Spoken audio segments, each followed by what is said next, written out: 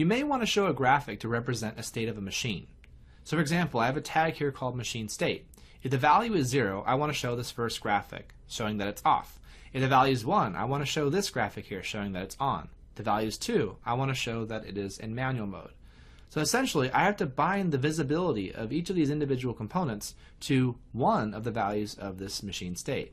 So if the first one here is only going to be visible if the machine state is equal to 0. So I can bind the visible property of this symbol to an expression where I can utilize that tag. I'm going to bring in machine state, and I'm going to say basically if it's equal to 0, it's going to be visible here.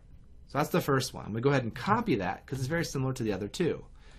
On the second one, I want to show it if the machine state is equal to 1. So I'm going to bind the visible property again to an expression. This time I'm going to say machine state equals 1.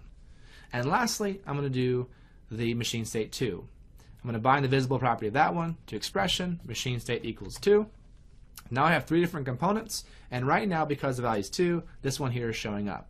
What I want to do is take all 3 of these graphics and I want to put them right on top of each other. So I'm basically going to select all 3 of them up here at the top. I'm going to center them all on top of each other here. So now it's one big graphic.